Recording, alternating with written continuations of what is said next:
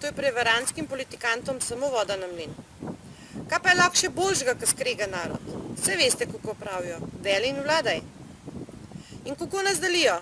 Čeprav se v bistvu mi sami delimo, ker nasedamo tej pokvarjeni bandi. Prevladuje delitev na levico in desnico, oziroma na trdeče in tabele. Narod pa od teh načrtnih razprtij nima čist nič, kvečjemu pokradeno in uničeno državo. Korist ima pa kdo? Politikanti, ki jim mi pomagamo s tem, ko se postavimo na levo ali na desno opcijo. Če bi nas opazoval kakšen zunanji opazovalec, bi verjetno najprej pomislil, da gre tu za eno butasto športno tradicijo, kjer se dve ekipe boreta za naslov prvaka. Nihče pa ne more zmagati, butale totalne. In vse te delitve mejijo že na totalno norost. S tem, ko smo sovražni do nekoga, ki je na nasprotni strani, za nas kao napačni strani, samo se plujemo v skledo. Kajti s svojim neodobravanjem in s kritiziranjem nasprotne strani samo spodbujamo in poglabljamo sovraštvo. Politikanti se nam posmejijo. In kaj ima navaden človek od tega? Človek, ki ni presesana politična korita? Nič, čist nič. Pomaga pa s tem uničevati svojo domovino in tega se večina niti ne zaveda. Vsi, ki temu nasedate, prenehajte pristajati na vsiljene delitve. Brez leve roke smo invalidi, brez desne smo prav tako invalidi. Izbijmo si iz glave levico in desnico in ostanemo samo posamezniki, ki skupaj tvorimo en narod. Na ta način se pa lahko upremo. Vsak dan imamo večje davke in vse manj pravic. In kaj bo z našimi otroki, z vnuki? A je res vsem vsem zane? Vam je vsem, kakšno dediščino jim bomo zapustili? Kakšna ljudje pa sploh smo? Katastrofe vidno na vseh področjih.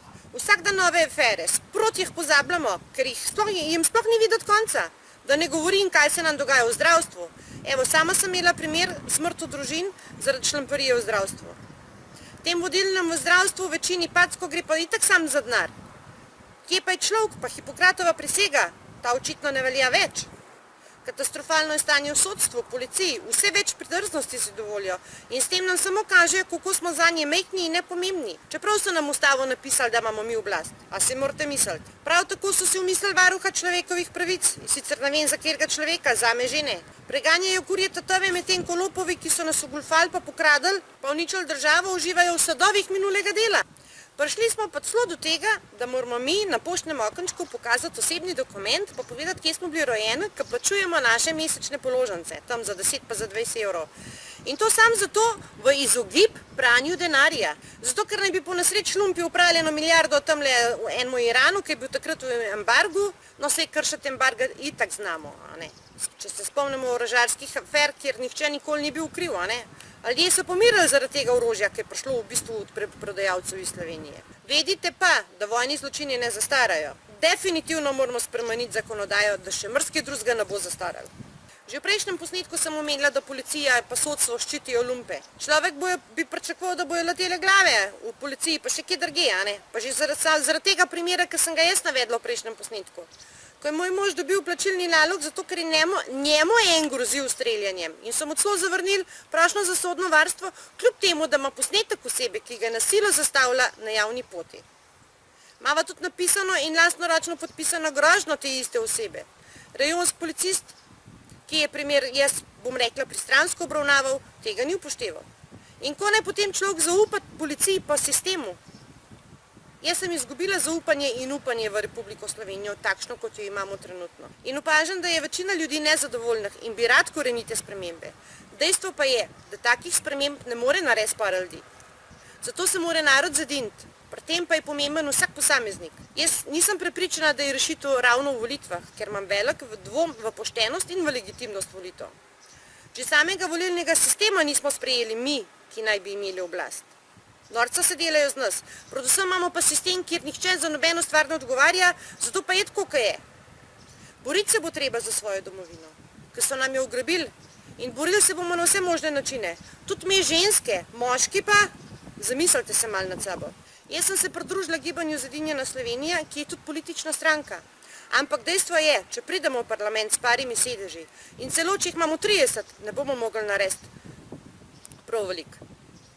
Kajti, če gremo v koalicijo s katerokoli parlamentarno stranko, ki v resnici vse dokazano delajo proti svojemu narodu, s tem dejanjem izdamo svoje volivke in volivce. slovenski narod in slovensko ljudstvo, ter pokažemo, da smo tudi mi lažnivci in prevaranti. Tega pa mi namo nikoli naredili. Mi smo politična opcija, ki se razlikuje od vseh ostalih, ki ste jih imeli možnost voliti do zdaj. V našem programu imamo ljudovlado, oziroma oblast ljudstva, kar bomo uvedli v prakso, seveda bomo pa tudi izvedli lustracijo vseh politikov. O tej lustraciji so sicer govorili tudi že v drugih strankah, ko pa pridejo na oblast, pa na to pozabijo in hoče čisto slišati o tem. Sej, če bi katera stranka po volitvah dejansko izvajala svoj obljubljen program, potem jaz danes ne bi tega govorila, ker bi bilo vse drugače. Pred volitvam nam vsi govorijo, kaj vse bojo naredili za narod, pa na vse obljube pozabijo za 4 leta, pa gremo zopet od začetka. A poznate definicijo norosti? Početi neko stvar vedno znova na enak način in pričakovati drugačne rezultate. To meji na norost. A vam je to kaj znan? Ves čas tam lažejo in delajo proti narodu. Mi pa pričakujemo, da bojo tokrat drugačni in jih spet volimo.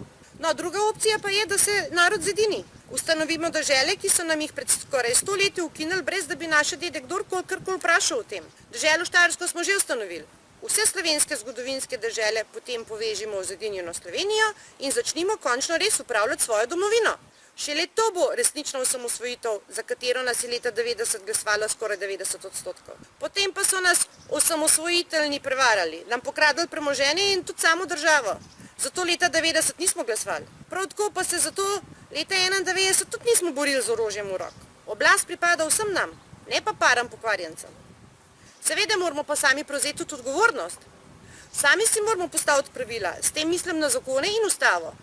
Napisani morajo biti pa tako, da jih bomo vsi enako razumeli, kajti slovenščina je zelo precizen, natančen in jasen jezik. In danes vas bom pozdravila s pozdravom Osti Jaraj. To je staroslovenski pozdrav, ki pomeni ostanite mladi, zdravi in veseli. Osti Jaraj!